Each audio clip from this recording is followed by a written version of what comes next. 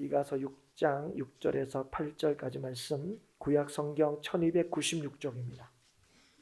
오늘 우리가 함께 읽은 본문은 특별히 미가서 6장 8절 말씀은 선지서 전체의 주제를 담고 있다고 여겨질 정도로 아주 중요한 성경 구절입니다.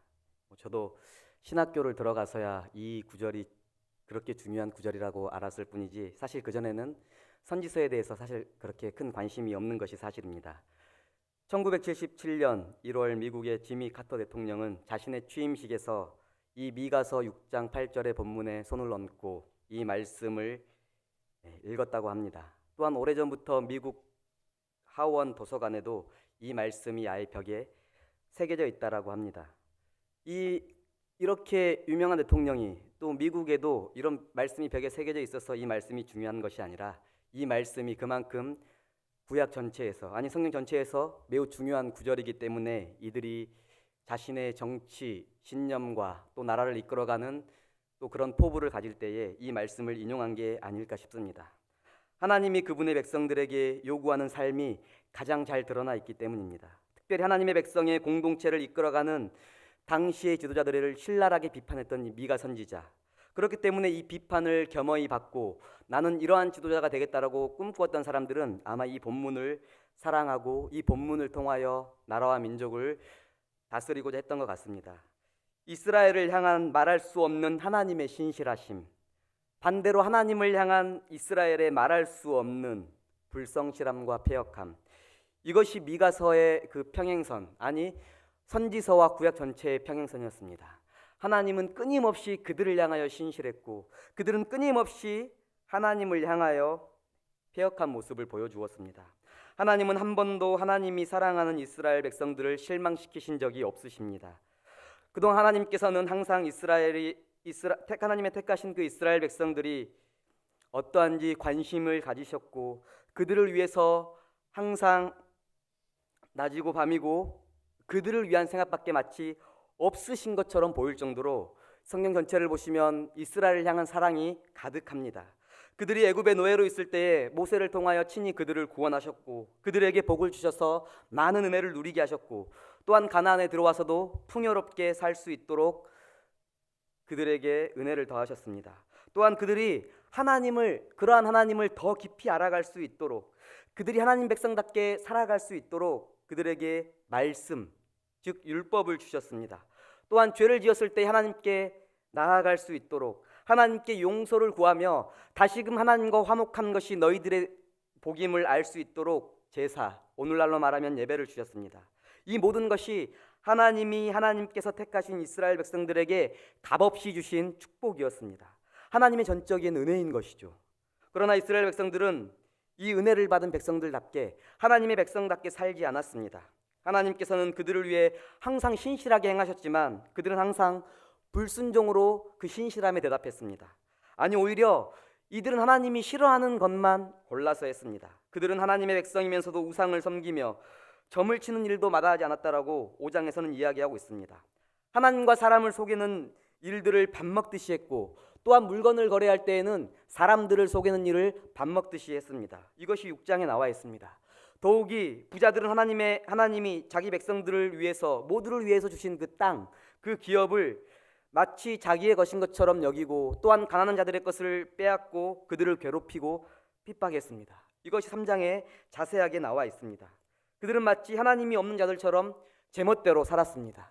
하나님의 백성이고 하나님의 은혜를 누려서 지금 이 자리에 왔지만 그들은 하나님을 믿는다고 했지만 그 누구보다 예배를 드렸지만 하나님과의 인격적인 교제가 없었습니다. 그리하여 미가 선지자는 하나님께서 더 이상 이스라엘 백성들의 죄를 용서하지 않으실 것이라고 선포하고 있습니다. 1장 3절에는 이렇게 이야기하고 있습니다. 한번 같이 읽어볼까요? 1장 3절입니다.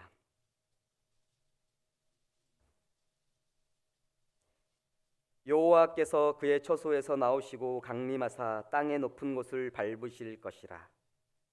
하나님이 그 이스라엘 백성들의 타락과 패역함을 견디지 못하시고 드디어 그들에게 심판을 이야기하셨습니다. 심판에 대한 이스라엘의 반응, 왜 이러한 일들이 그들에게 일어났던 것일까요?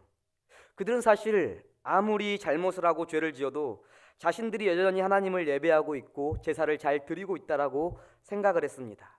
그들은 완전히 착각하고 있었던 것이죠. 그 누구보다 종교적이었고 그 누구보다 하나님께 예배하는 것을 잘 지키고 있다라고 생각했습니다. 6절 한번 다시 읽어볼까요? 내가 무엇을 가지고 여호와 앞에 나아가며 높으신 하나님께 경배할까? 내가 번제물로 1년 된 송아지를 가지고 그 앞에 나아갈까? 내가 무엇을 가지고 나아갈까? 내가 어떻게 하나님을 경배할까? 그들은 끊임없이 내가 어떻게 하나님께 해야 할까를 고민했던 민족이었습니다.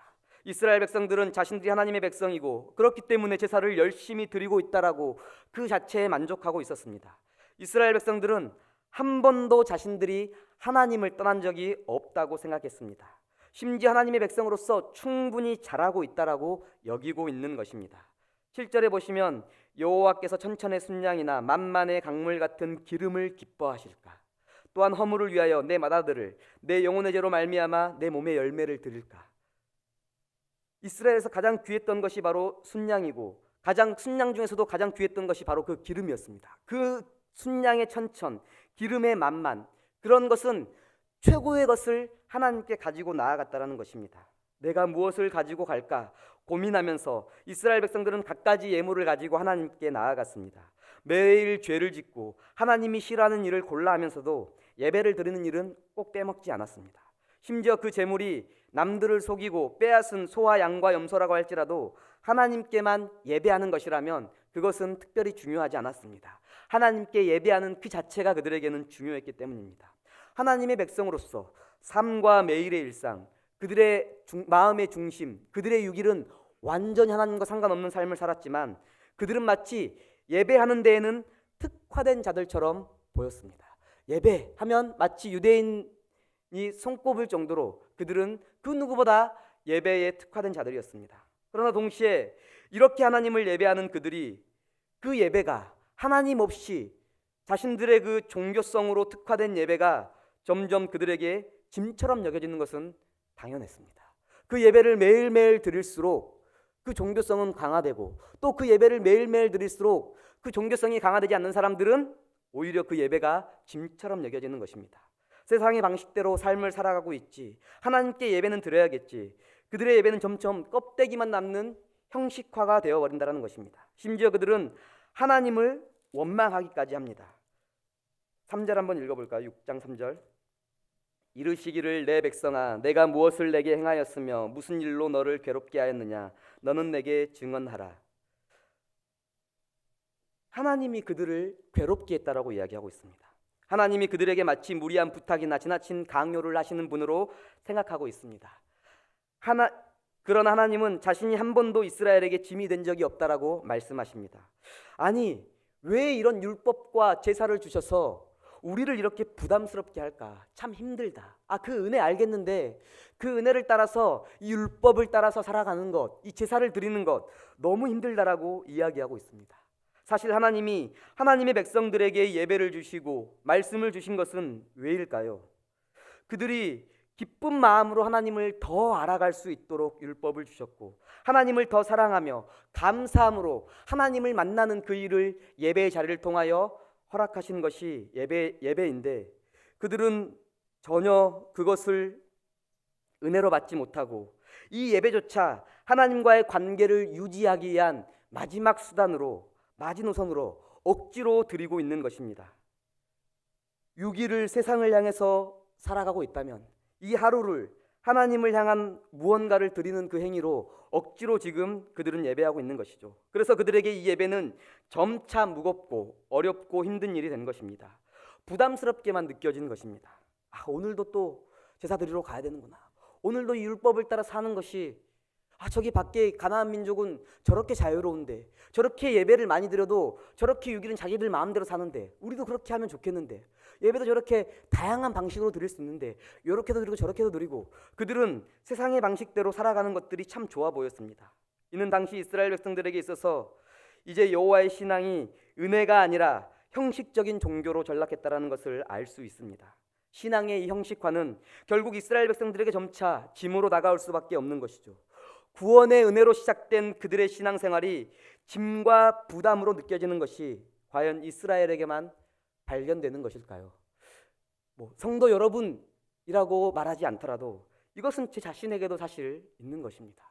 모두가 목회를 시작할 때 신학도의 그 엄청난 열정을 가지고 하나님이 주신 그 은혜로 모든 것을 다 할 수 있을 것 같은 그 포부를 가지고 시작한다 할지라도 막상 목회의 현실과 또한 어려운 그 상황들이 우리를 또 어렵게 하고 좌절하게 하고 또한 잘 되고 있으면 마치 내가 무언가를 잘하고 있는 것처럼 점점점 종교적인 목회자가 되어가는 같은 저의 모습을 보기도 합니다. 주일에 교회에 와서 예배드리는 성도들, 하나님의 말씀을 듣고 날마다 읽으며 매일매일 말씀을 묵상하는 성도들, 하나님께 날마다 기도하는 성도들, 이 모든 것은 하나님이 저와 여러분에게 주신 성도들만의 특혜인 것입니다.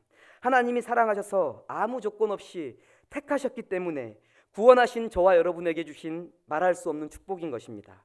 부활절 암송 구절이 우리에게 율법 조문이 아니라 오늘도 하나님의 살아있는 말씀이기 때문에 오늘도 그 말씀이 문자적으로 살아있는 것이 아니라 나의 삶 속에 그 부활의 영광이 날마다 나의 삶 속에 살아있기를 바라며 그 말씀이 외워지지 않지만 그 말씀의 의미를 곱씹고 하나님의 은혜를 구하며 날마다 읊조리기를 갈망하는 것이죠. 그래서 그 말씀이 성도의 힘임을, 성도의 소망임을 깨닫게 하시는 하나님의 역사를 간절히 구하는 것이죠. 그러나 인간은 자꾸 이 은혜를 행위로 바꾸려는 시도, 그 행위는 결국 자기를 드러내거나 또는 남을 지적하거나 아니면 자신의 이 말할 수 없는 행위로 번아웃 돼가지고 지치는 방향으로 나아가게 된다는 것입니다. 그래서 제일 먼저 타락하는 것이 누구입니까? 항상 이스라엘 백성들 중에서 제일 먼저 타락하는 것은 가장 가까이서 하나님을 예배한다라는 목회자, 소위 말해서 제사장들이, 레위인들이 가장 먼저 타락하는 것을 볼 수 있지 않습니까? 그들이 그 예배하는 행위를 통하여 하나님과 가까이 있다는 그 장소적인 그 모습을 통하여 자신들의 신앙을 점검했기 때문에 결국은 형식만 남은 여호와 신앙이 되는 것이지요. 하나님께서 백성들에게 요구하시는 것이 이런 예배의 형식만이 아니라면 도대체 무엇일까? 8절에서는 다음과 같이 이야기하고 있습니다. 한번 읽어볼까요? 사람아, 주께서 선한 것이 무엇임을 내게 보이셨나니 여호와께서 내게 구하시는 것은 오직 정의를 행하며 인자를 사랑하며 겸손하게 내 하나님과 함께 행하는 것이 아니냐. 정의를 행하며 인자, 다시 말해 자비와 긍휼을 사랑하며 하나님과 함께 날마다 행하는 그것이 바로 하나님이 저와 여러분에게 요구하시는 것이라고 이야기하고 있습니다. 다시 말하면 하나님의 백성들은 하나님이 고통받는 이스라엘 백성들을 구원하셨듯이 저와 여러분에게 말할 수 없는 자비와 긍휼을 베풀어 주셨듯이 오늘도 거짓없이 그 하나님에 대한 믿음으로 서로를 대하고 자비를 베풀고 선을 행해야 한다라고 이야기하고 있는 것입니다. 이것은 날마다 하나님과 동행할 때에 우리의 삶에서 흘러나오는 것이죠. 어떻게 할 수 있다라고 나오죠? 겸손하게 하나님과 동행할 때 가능한 것입니다. 겸손이라는 단어는 지혜롭고 신중하게라고 이야기하고 있습니다. 우리는 어느새 그 하나님과 동행하는 우리를 즐거워할 수 있다는 거예요. 그 예배하는 우리를 기뻐할 수 있다는 거예요. 오늘 이 특송 이야기했죠. 우리의 중심이 하나님께 있고 그 중심이 하나님께 있기 때문에 우리의 모습도 하나님 앞에서, 성도들 앞에서 가장 아름다운 모습으로 준비되는 것이 우리인데, 또한 그럼에도 불구하고 우리는 그러한 모습에서 우리가 기쁘고 우리가 영광 받을 수 있고 우리가 그 일들로 즐거울 수 있기 때문에 우리는 항상 겸손히 하나님 앞에서 지혜롭고 신중하게 하나님을 예배하고 섬겨야 한다는 것입니다. 하나님이 원하시는 것은 우리가 아무런 마음 없이 또는 그냥 형식적으로 습관적으로 나오는 천천의 만만의 예배가 아니라 진실로 겸손하게 우러나오는 마음으로 하나님을 사랑하고 동행해야 한다는 것입니다. 그것은 단지 오늘 이 예배 시간만을 의미하는 것이 아닙니다. 이 예배 시간만을 따진다면 이스라엘 백성들만큼 더 예배를 잘 드리는 사람들이 없었다는 것입니다. 예배 시간뿐만 아니라 우리의 모든 삶의 모든 영역이 교회와 가정과 직장과 어디에 있든지 하나님과 동행하며 그 하나님의 은혜를 누리는 일들이 우리 가운데 있어야 한다는 것입니다. 진실된 마음으로 하나님을 사랑하라. 거짓 없이 이웃과 가정과 교회를 사랑하라. 이것이 바로 하나님이 원하시는 하나님의 백성의 삶인 것입니다. 하나님과 그 아들의 복음은 우리의 그 예배라는 영역에서만, 다시 말해 이 예배라는 영역, 오늘 이 주일 이 영역을 종교화시키는 것이 아니라 그 예배라는 영역을 죽은 은혜로 만들어 버리는 것이 아니라 그 복음은 우리의 삶 전체를 송두리째 바꾸어 버리는, 전복시키는 능력이라는 것입니다. 하나님에 대한 잘못된 신앙에서 예수를 인격적으로 경험한 바울을 우리는 보지 않았습니까? 그 바울이 그 누구보다 종교적인 사람이었고 그 누구보다 열심히 있는 사람이었습니다. 그러나 그의 잘못된 신앙은 예수 그리스도를 인격적으로 경험하면서 복음의 은혜를 누리게 되면서 그의 삶은 송두리째 바뀌게 됩니다. 그러나 단지 종교적인 영역에서만 바뀐 게 아니라 그의 모든 삶은 이제 예수님 그분으로 규정되어졌습니다. 자신의 가치관뿐만 아니라 자신의 모든 삶이 전복되는 것을 경험하게 되는 것, 그것이 바로 복음의 역사인 것입니다.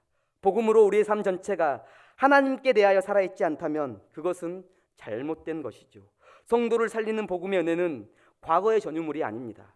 성도들은 항상 이야기하죠. 과거에 내가 성가대했다. 과거에 직분을 잘 섬겼다. 과거에 무엇을 했다. 과거에 우리 가정 그 누구보다 가정 예배를 잘 드렸다. 과거에 우리 교회 이것을 진짜 잘했다.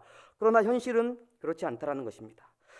은혜는, 복음의 은혜는 과거의 전유물이 아니라 성도를 날마다 살리는 능력이기도 하다는 사실을 우리는 잊어서는 안 된다라는 것입니다. 아니, 그 복음은 우리를 과거에 살리셨고 오늘도 우리를 살리며 영원토록 우리를 그 은혜 가운데 이끌어가는 것이 성도의 능력이요 소망이 복음인 것입니다. 삶의 모든 영역이 하나님으로 인해 해석되어지는 그것이 바로 복음의 능력이요 역사를 맛보는 것입니다. 그런데 이 일은 오늘 본문에 보시면 6절과 7절에 어떻게 가져갈까, 어떻게 할까 이런 고민들을 하는 이스라엘 백성들에게 하나님께서 8절에 이렇게 말씀하십니다. 사람아, 주께서 선한 것이 무엇임을 내게 보이셨나니. 이 일은 이미 하나님께서 우리에게 보여주신 것, 우리에게 넉넉히 알려주신 것이라고 이야기하고 있습니다.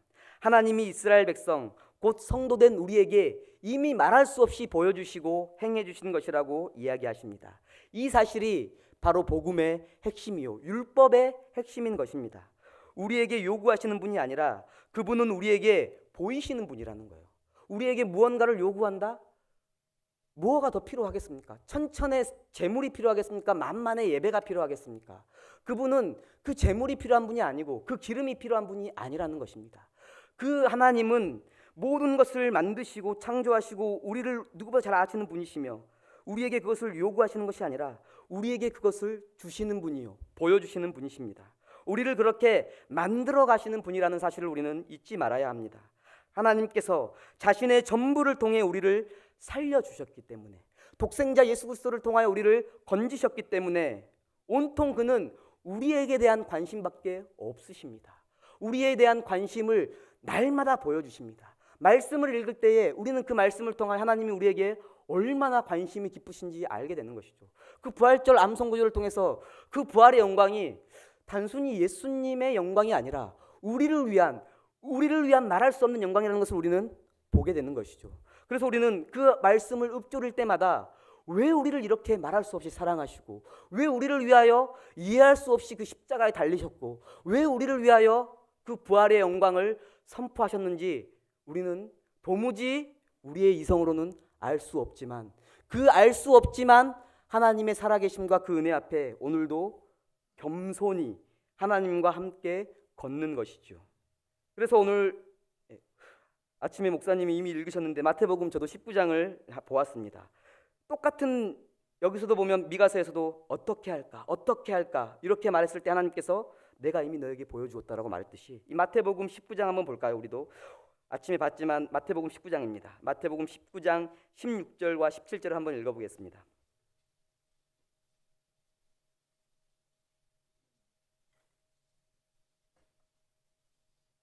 마태복음 19장 16절과 17절입니다. 어떤 사람이 주께 와서 이르되 선생님이여 내가 무슨 선한 일을 하여야 영생을 얻으리이까? 예수께서 이르시되 어찌하여 선한 일을 내게 묻느냐? 선한 이는 오직 한 분이시니라. 내가 생명에 들어가려면 계명을 지키라. 무슨 선한 일을 하면 영생을 얻을 수 있겠습니까? 어떻게 하면 예배를 잘 드리고 하나님을 기쁘시게 할 수 있겠습니까? 이 미가 선지자의 유대인들과 똑같은 질문을 합니다. 예수님께서는 이렇게 말씀하십니다. 어찌하여 선한 일을 내게 묻느냐? 다시 말해 인간이 하는 일에는 선한 일이 있을 수 없고 할 수도 없다라고 못 박으십니다. 이유는 뒤에 나오죠. 뭐라고 말씀하시죠? 선한 이는 오직 한 분이시다. 선은 하나다. 이 청년은 구원에 있어서 어떻게를 물었습니다. 영어로 말하면 how를 물었습니다. 그런데 예수님께서는 누가 선한지 후에 대해서 대답하셨습니다. 어떻게 하겠습니까? 어떻게 선을 얻겠습니까? 아니, 누가 선한지를 알아야 한다라고 이야기하십니다. 다시 말해 영생은 얼마만큼 무엇을 하느냐의 문제가 아니다 하고 말씀하십니다. 영생은 죄가 없는 자에게, 죄가 없이 선한 자들에게 주어지는 것이다. 그런데 그 선은 오직 한 분 하나님께만 있다. 왜 나에게 그것을 묻느냐라고 이야기하십니다. 그러면서 내가 생명에 들어가려면 계명을 지키라고 말씀하십니다. 계명을 지킨다라는 것은 다시 우리가 어떻게 하는 것과 같잖아요. 어떻게로 물은 그 청년에게 예수님은 어떻게가 아니라 누가, 후다라고 말하면서 다시 또 계명을 지켜라, 어떻게를 이야기하는 것 같습니다. 다시 방법의 문제로 이야기하는 것 같습니다. 그런데 사실 이스라엘의 율법과 계명은 무엇인가요? 하나님이 선한 분이라는 것을 드러내는 것이 율법과 계명입니다. 하나님의 성품, 곧 그분의 자비와 긍휼을 드러내는 것이 율법의 본질인 것이죠. 다시 말해 율법은 하나님의 선하심을 바라보고 신뢰하는 은혜의 도구인 것입니다. 그래서 율법과 계명을 지키라는 말은 실제로 이것을 우리가 완벽하게 지키라는 것이 아니라 하나님의 선하심과 하나님의 자비하심과 긍휼하심, 그 율법의 본질, 그것을 지키라는 것입니다. 그러나 청년은 하나님의 선하심에 대한 바른 이해 없이 율법을 지키고 있었기 때문에, 그 누구보다 유대교적인 유대인이었기 때문에, 그래서 이것저것 지켰다고 나열은 했지만 결국 소유를 팔아서 가난한 사람들에게 나눠주라고 했을 때 심히 근심하고 돌아가게 되는 것입니다.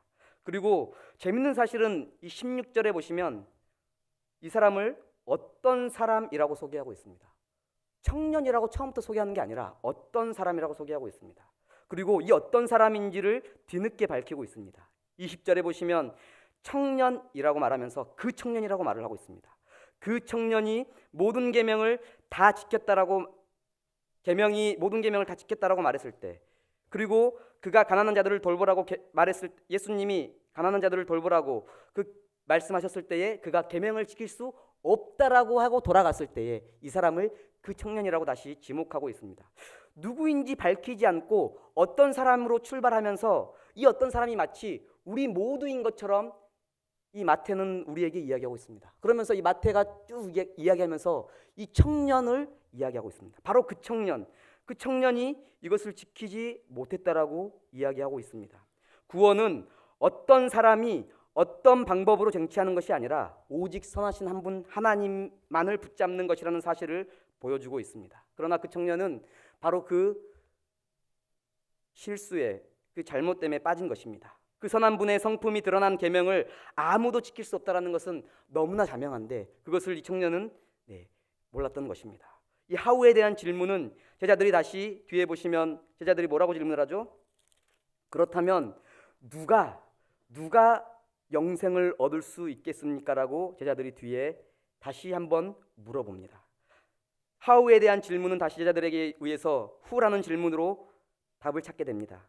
예수님은 말씀하십니다. 26절에 보시면 사람으로서는 할 수 없으나 하나님으로서는 다 하실 수 있느니라. 하나님은 우리에게 하우를, 어떻게를 요구하시는 분이 아니라 그분은 이미 모든 것을 다 하신 분이다. 그 다 하신 분이 구원을 주신다라는 것입니다. 하나님으로서는 다 하실 수 있다라는 사실을 믿음이 바로 구원인 것입니다. 하나님이 모든 것을 다 하시는 분이심을 믿는 것이 믿음인 것입니다.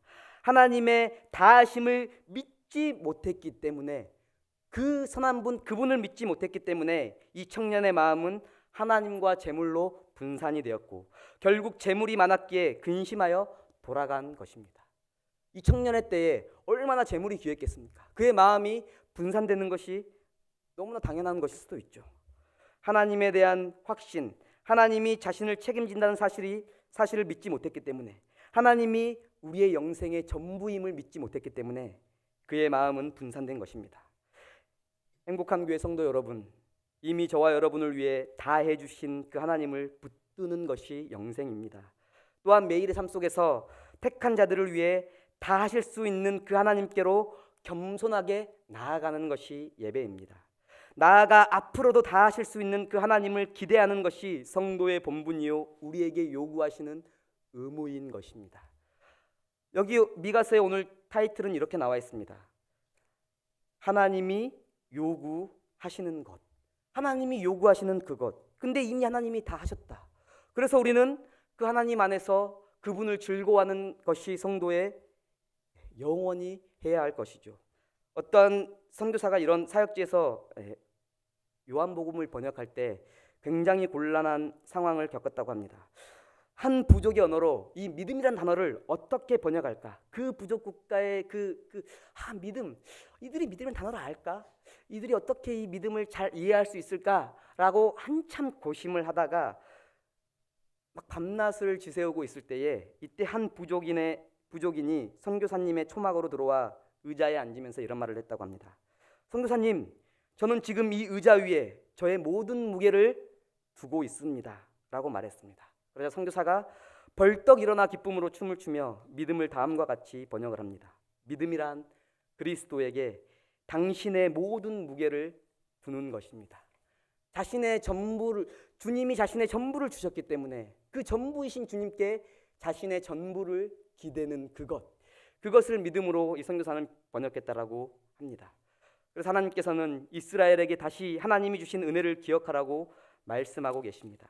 하나님이 하신 그 역사, 그것을 다시 기억하라고 6장 4절 5절에 이야기하고 있습니다. 과거에 너에게 준 그 풍요로운 은혜, 도무지 너희가 이 애굽 땅에서 나올 수 없을 것 같던 그 절망의 속에서도 너를 건지신 이가 내가 아니냐, 그것을 기억하라고 이야기하고 있는 것입니다. 그 하나님의 사랑과 인자하심은 너무도 크셔서 과거에 아무 자격도 없는 하나님의 자녀들을 구원했던 것처럼 앞으로도 하나님의 백성이 회복되어 하나님과 가까워지는 일도 그들이 행한 일 때문이 아니라 하나님의 은혜와 전적인 사랑에 달려 있다라고 7장에서는 이야기하고 있습니다. 그래서 예배의 행위와 재물의 수가 아니라 선한 것이 무엇인지, 공의가 무엇인지, 인자가 무엇인지 택한 백성들에게 넉넉하게 보여주신 그 하나님 앞으로 겸손하게 나오라는 것입니다. 그 하나님의 부요하심을 다시금 깨닫고 회복할 때에 이웃과 교회와 가정과 세상을 향한 정의와 인자를 행하게 될 수 있다라는 것입니다. 가난한 자들에게 자신의 것을 팔고 내어줄 수 있다라는 것입니다. 하나님의 부요하심을 알 때에, 그리스도의 부요함을 알고 그 부요함이 끝이 없다라는 사실을 믿을 때에 그 끝이 없는 부요함을 소유하신 그리스도께 내 모든 것을 의지하고 신뢰함으로, 의탁함으로 나의 그 가진 것을 팔아서 뒤에 나오는 삭개오처럼 자신의 그 절반이라도 그 가난한 자들에게 도울 수 있다라는 것입니다. 그래서 이 미가서를 정치인들이 좋아했던 이유는 이 하나님을 향한 확고한 믿음이 자신이 아니라 이 나라와 이 민족을 하나님의 공의로, 하나님의 부요하심으로 다스리고 통치할 수 있다라는 믿음을 가졌기 때문입니다. 그런데 그 회복의 과정도 이스라엘 백성들, 이러한 지금 철저하게 다시금 막혀버린 그 은혜를, 그 복음을 다시 종교화시킨 이 이스라엘 백성들에게 하나님은 그 회복의 과정도 다시 하나님이 하시겠다라고 약속하시며 이 미가서를 마무리하고 있습니다. 우리 마지막으로 7장 18절부터 20절을 한번 읽어보겠습니다. 주와 같은 신이 어디 있으리이까? 주께서는 죄악과 그 기업에 남은 자의 허물을 사유하시며 인애를 기뻐하심으로 진노를 오래 품지 아니하시나이다. 다시 우리를 불쌍히 여기셔서 우리의 죄악을 발로 밟으시고 우리의 모든 죄를 깊은 바다에 던지시리이다. 주께서 옛적에 우리 조상들에게 맹세하신 대로 야곱에게 성실을 베푸시며 아브라함에게 인애를 더하시리라. 미가서 1장 3절에 보시면 여호와께서 땅의 높은 곳을 밟으실 것이다. 다시 그들의 죄악을 밟으실 것처럼, 그들을 심판하실 것처럼 이야기하셨는데 결국 그들을 참으시고 기다리시며 다시 그들의 죄악을 발로 밟으시고 그들의 죄를 사하실 것이라고 이야기하고 계십니다. 우리를 불쌍히 여겨주셔서 오래 참으심으로, 우리를 기다리심으로, 우리의 허물을 사유하심으로 주님은 끊임없이 우리를 기뻐하시고 우리를 소망하심으로 우리를 참으시겠다라고 약속하고 계십니다. 다시 이런 말이 안 되는 이스라엘 백성들을 불쌍히 여기셔서 죄를 사하실 뿐만 아니라 더 이상 그 죄가 이스라엘 백성들을, 택한 자들을 어찌할 수 없도록 우리 주님께서 밟으시고 바다에 던지신다라고 표현하고 있습니다. 하나님의 신실하심은, 그분의 사랑은, 그분의 인자는 우리가 도무지 가늠할 수 없을 만큼 크고 광대한 것입니다. 예수 그리스도를 믿는 것으로 너무 힘이 드는데, 사실 아니 목회자라서 너무 힘든데, 직분자라서 너무 힘든데, 다시 그 해답이 하나님께 있다라고 하나님이 이야기하고 계시는 것이죠. 이 너무나 뻔한 대답 앞에 우리는 무엇을 할 수 있을까요? 그 뻔한 대답, 그 정답을 알지만 그 정답 앞에 엎드리지 못하는 우리의 여전한 그 모습을 보며 우리는 은혜를 구해야 하는 것이죠. 주님, 다시금 그 주님을 바라볼 수 있도록 기도해야 하지 않겠습니까? 미가서는 마지막 말씀에서 주와 같은 신이 어디 있을까? 이 미가의 이름의 뜻입니다. 주와 같은 신이 어디에 있겠습니까? 여호와를 누구에게 비교하겠습니까? 주와 같은 신, 주님의 위대하심만이 다시 성도를 살리신다라는 그 확신을 가지고 미가서를 마무리하고 있습니다. 여호와께서 저와 여러분에게 요구하시는 것은 바로 그 주님의 위대하심, 주님의 신실하심, 주님의 그 인내하심과 자비하심을 붙들고 다시금 그 주님 앞에 겸손히 나아가라고 이야기하고 있습니다. 그 하나님의 무한하고 영원한 사랑, 끝없는 자비하심, 그것만이 저와 여러분을 살리는 유일한 은혜의 방편입니다. 잊지 말아야 합니다. 일어나 함께 가자. 나의 사랑, 나의 어여쁜 자야, 오늘도 일어나 함께 가자. 주님은 오늘도 저와 여러분에게 그 일들을, 그 말씀을 우리에게 주고 계시는 것입니다. 기도하시겠습니다.